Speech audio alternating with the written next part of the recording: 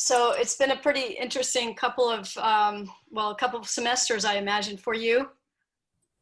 Yeah, it's been a little interesting with COVID-19. We were halfway through spring when it caused us to pivot because we don't have any undergraduate majors that are online. So all of our classes are in person.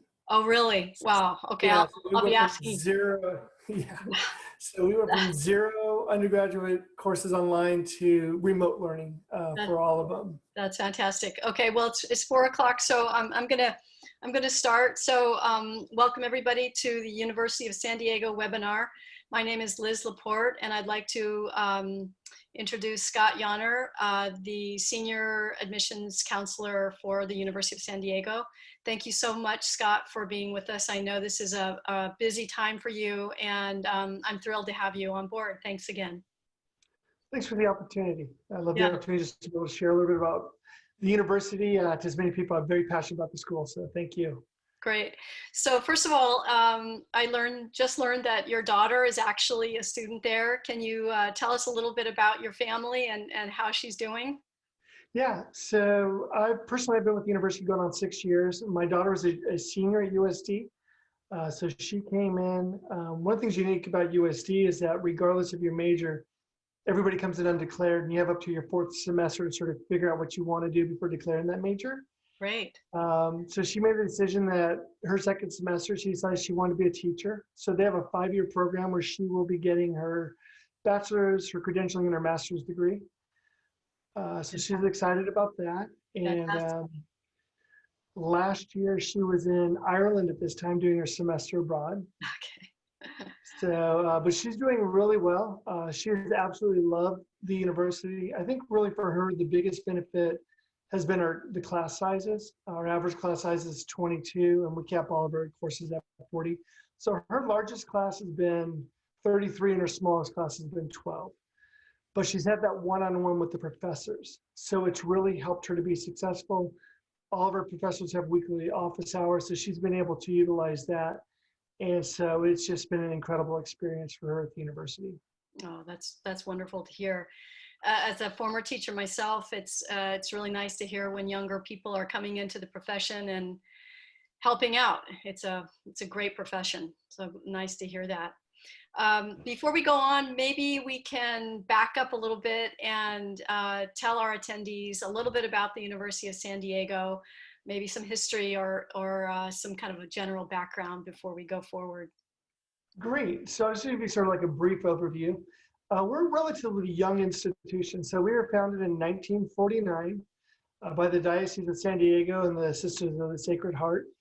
And there was a men's college, a women's college, and a law school. 72, they merged them all together to form now what we know as USD. We're a little unique in the sense that we're not affiliated with any particular order. So we're not a Jesuit school or Franciscan, governed by an independent board of trustees. Sorry, my cat wants to get in on the picture there as well. Okay. Independent board of trustees, but they're very much a part of the decision making. So about 40% of our students identify with the Catholic faith. The remainder of our students either identify with a different faith or no faith at all. You're going to find USC to be a very inclusive campus, regardless of your religious beliefs, your gender, your sexual orientation, your socioeconomic status. It's a very warm and inclusive community to be a part of. The only religious requirement we have is one lower division, one upper division, religious and theology study. That lower division is going to tie in a Catholic history component.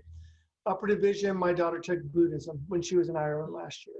So they do give you that flexibility for the upper division. With it, as I stated earlier, everyone comes in undeclared. You have up to that fourth semester, but none of our majors are impacted at USD. What that means is you can actually do a double major in different disciplines. So you could be a business major as well as a visual arts major or an English major and still graduate in 4 years, which is very exciting, especially in this day and age. The only exception is our engineering. By design, it's a 4.5-year long program. And that's because students actually graduate with a double degree. They're going to get a Bachelor of Science in Engineering and as well as a Bachelor of Arts. So they truly get a dual degree with that. We're ranked 13th in the nation when it comes to our engineering. So we have an incredible engineering program at the University of San Diego as well.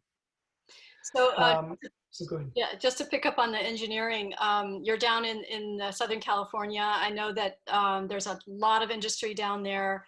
Can you talk a little bit about the partnerships that you may have with Southern California high tech or auto, aeronautical engineering or whatever you have down there? So with our, we have a lot of contacts, not only here locally, but nationally, and even internationally. And a lot of this is due to our, I'm totally just like, with our alumni. So we have a lot of opportunities. We have our Career Development Center works with our students. So they have a handshake link, which has over 1,800 job and active internship opportunities locally, nationally, internationally. About 73% of our students will do at least one internship while at USD. So high tech, business, and business majors typically tend to be the most popular majors at USD. So a lot of the high top five of the accounting with Deloitte and Witt, KMP.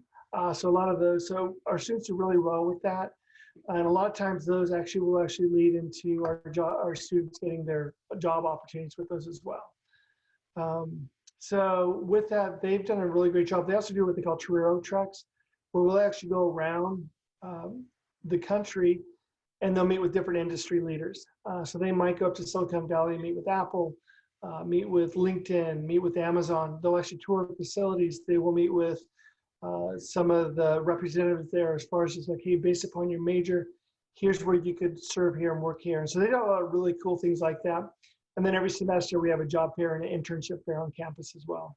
Mm-hmm. Great.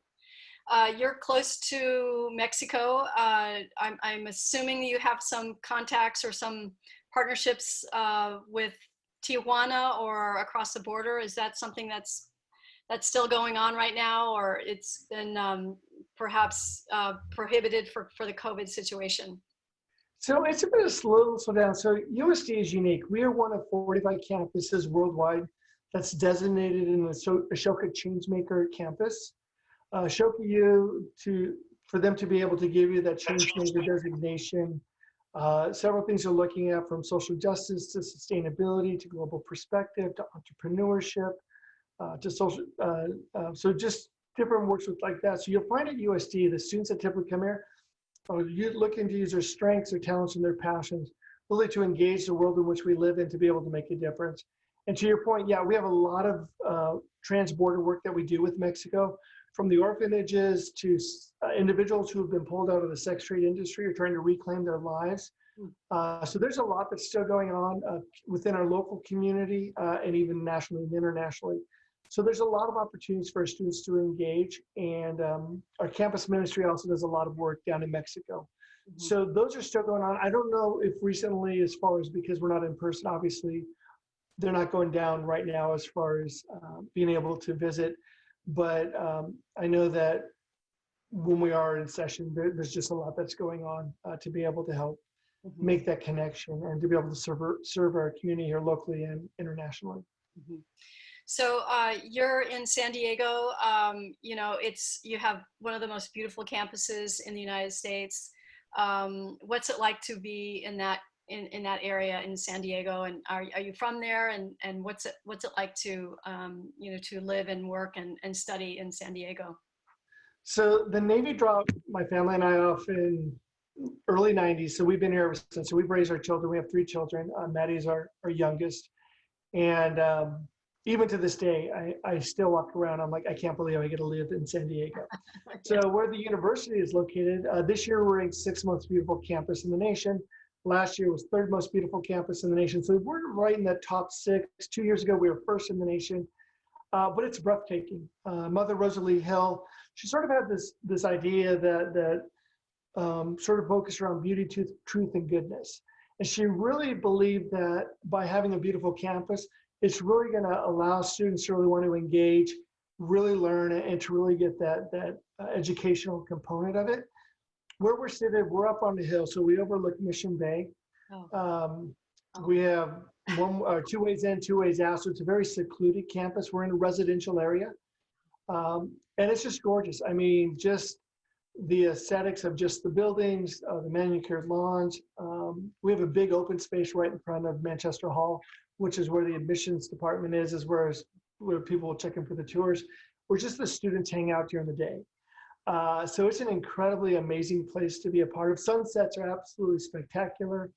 My daughter will text me, "Hey, here's my view of the day," and she literally will send a picture of the scenery, and it's amazing to realize that we have the privilege to be able to not only live here, but also for me to be able to work on the campus, to go to graduate school there, as well as my daughter to be able to attend undergraduate school there. Mm-hmm.